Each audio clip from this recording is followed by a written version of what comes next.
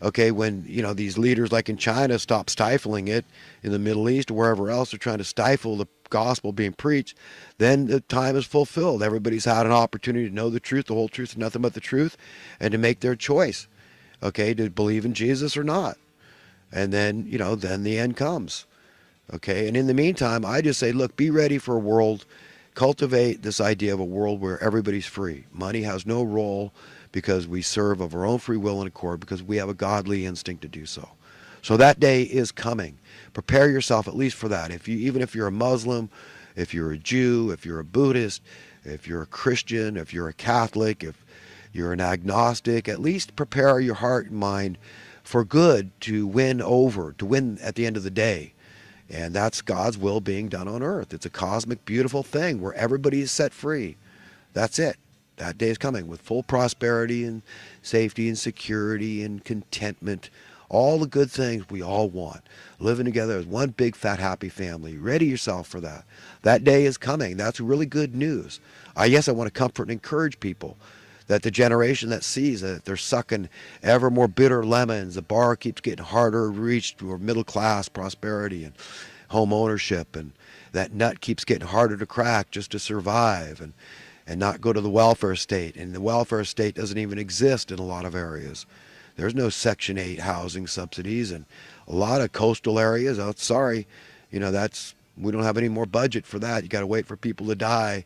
There's a 10-year waiting list, or you can't even get on that list, even though we're spending $50 billion a year of taxpayers' money to house people that can't afford to house themselves, to subsidize it. It just exacerbated the problem. So yes, get rid of that $50 billion, okay, since it's making the problem worse. Set it aside in escrow and just build people houses, fix the problem once and for all. So nobody can say I'm incompassionate.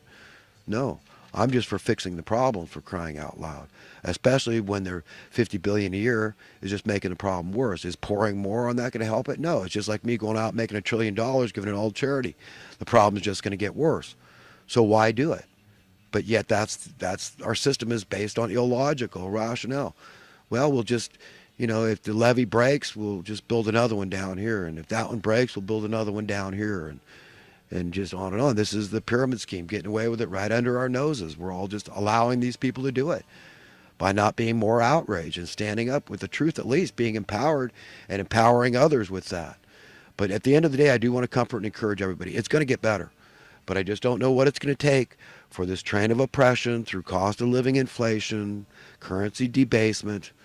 Okay, I don't know what it's going to take this train of tyranny to finally come to a screeching halt and to turn around and get on another track. Okay, but it's going to be scary because there's a lot of those special interest groups that are colluding together. This big giant fat ass beast monopoly, satanic monopoly, whether they know it or not, is not going to give up without a fight. They do not want the capital set free. They do not want a new trajectory where poverty starts drying up, where the wealth imbalance starts decreasing, not from taking from others like socialism would do, but by allowing others to be prosperous. Do you understand how that would work? Through true supply and demand capitalism being allowed to work. This is the greatest threat of the establishmentarians, the status quo, these elitist, money-loving, money masters of misery that are running the show, creating the policies of division that we are forced to live under. Okay? That's it, in a nutshell. I guess this North Korean thing looks like a pretty good turn of events. I mean, I don't want to count my chickens before they're hatched, but it just looks like it. Small miracle happened there with North Korea. Maybe they learned about the UFOs being able to take down their nuclear warheads, or maybe they had a direct experience with this. They said, well, it's only to our advantage to give these up and to barter with the United States and the Western world for better conditions. This is the best thing Kim could do for his people. I mean, they're probably all breathing a huge sigh of relief. I would if I was a prisoner in North Korea.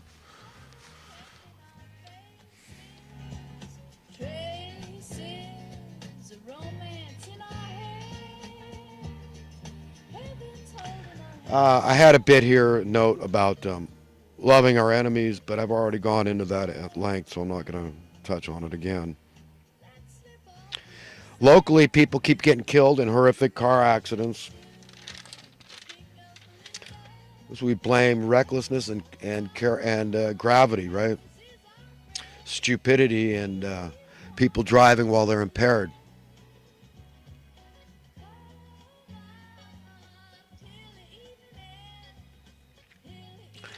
You know, I told my insurance company years ago when I was first forced to get auto insurance that I was going to be pure gravy, and guess what? I have. You know, not getting into car wrecks is basically something you can decide. At least decide that it's not going to be your fault if it happens.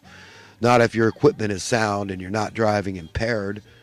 Okay, you're not a dumbass and you have control over your machine. Okay, it's as simple as that. And you know the least little thing about physics and hydroplaning and driving when it's wet or when you got bad visibility, following too close and those kind of things. But, you know, I was right. Pure gravy I've been.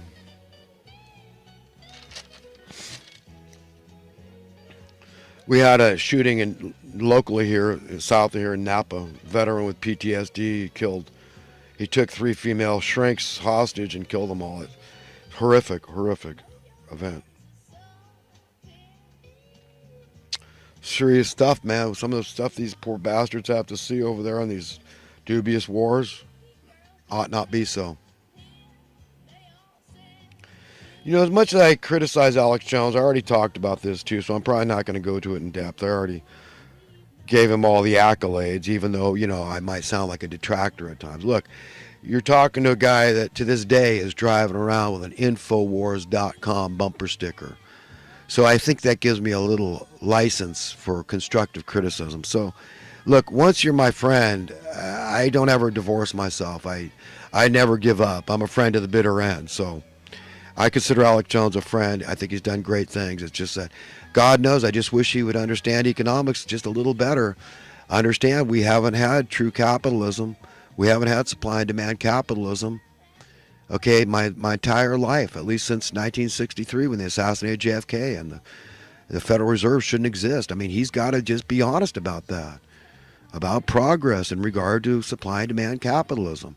The Federal Reserve Bank and why it shouldn't exist, how that's evidence that we've all been cucked. It's emblematic, indicative of we've all been put into a trance, the zombification of the American people.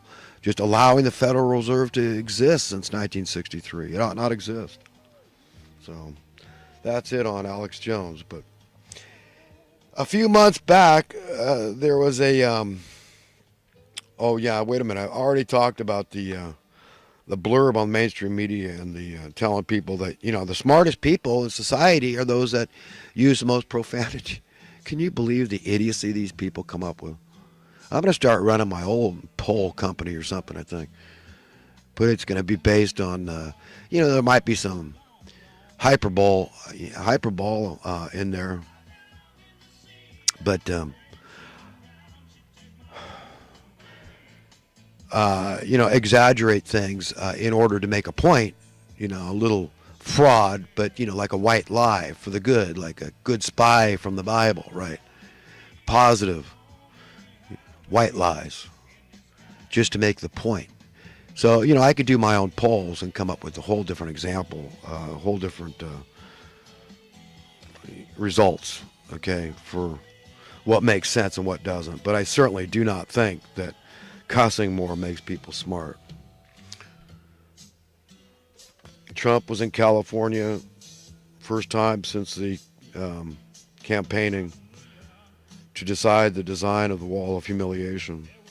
Stephen Hawking's passed. Kind of an interesting dude. So I've already mentioned some of this stuff in my preamble, in my pontificating. So I guess I'm done with recent current event type stuff and go on to some thoughts from the past week or so. Remember, the captives must and will eventually be set entirely free. Something to consider. Either resolve to see things through God's eyes or decide to stay blind. It's all of our choice. It's all about, man. You got free will choice. Contrary to popular beliefs, high housing costs are not a, quote, good thing, but rather a very bad thing. When human beings are treated worse than animals, is it really a surprise when they act like animals? No. So people want to crapping on, why don't you provide toilets, okay? Unless you can allow them to provide their own, build their own outhouses or something. Don't be stupid, okay? Don't call me incompassionate because I don't want all the refugees